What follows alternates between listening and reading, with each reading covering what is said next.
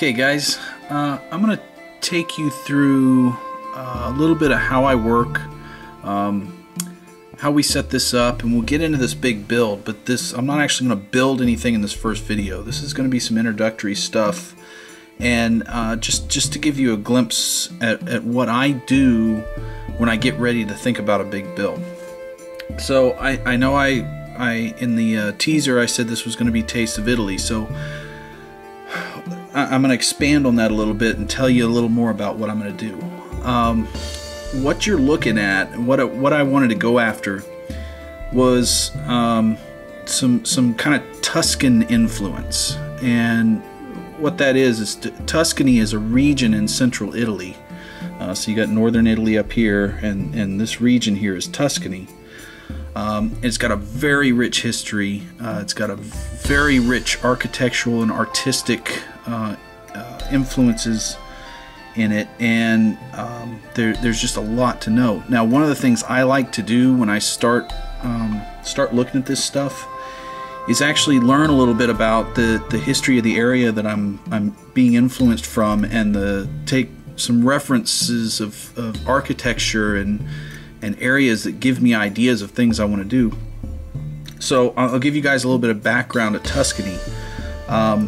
It's a place that's called the birthplace of the Italian Renaissance.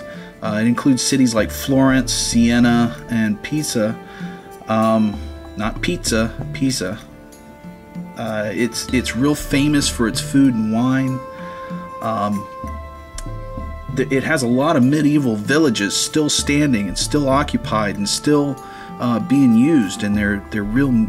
You know, they were built in the 11th, 12th, 13th centuries, and they're still there.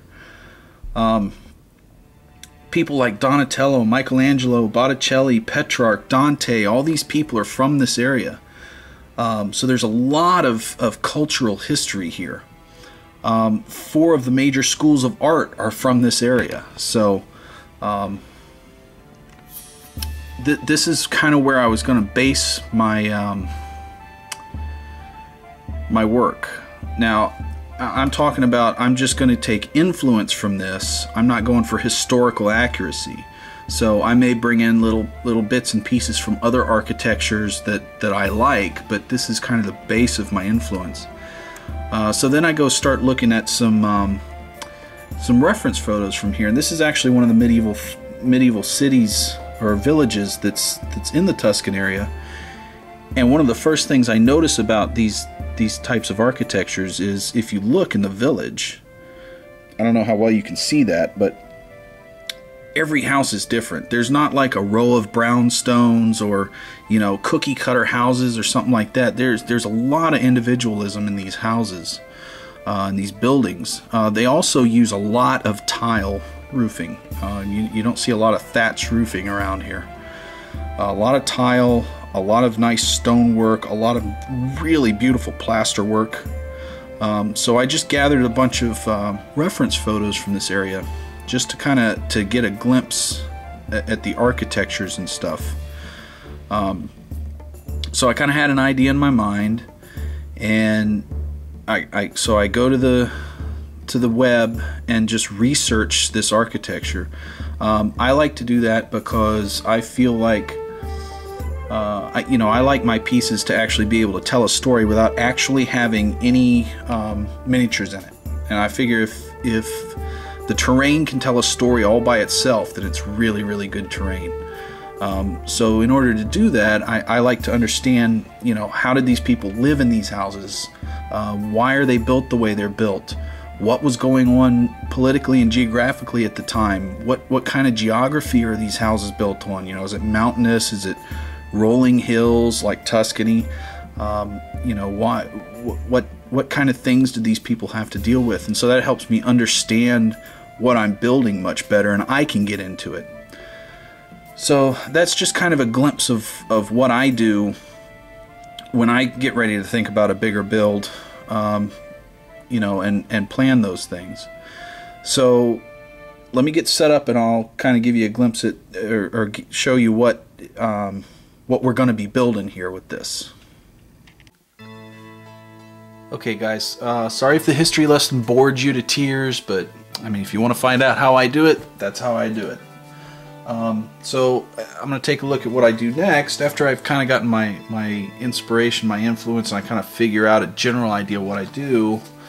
I start sketching things just to you know, unload from my brain what it is I kind of want to do.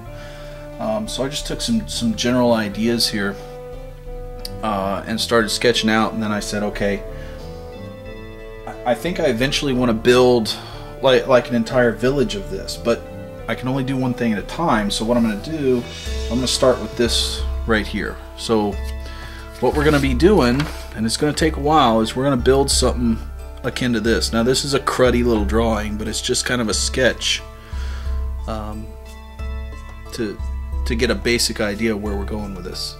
Now what I do after this is I start looking at this and saying, okay, how am I going to build this? What materials am I going to use? Generally, for most buildings, you can either use foam, like the pink or blue foam, or you can use foam core board. I decided for this, since most things are going to be flat, I'm going to use the foam core board.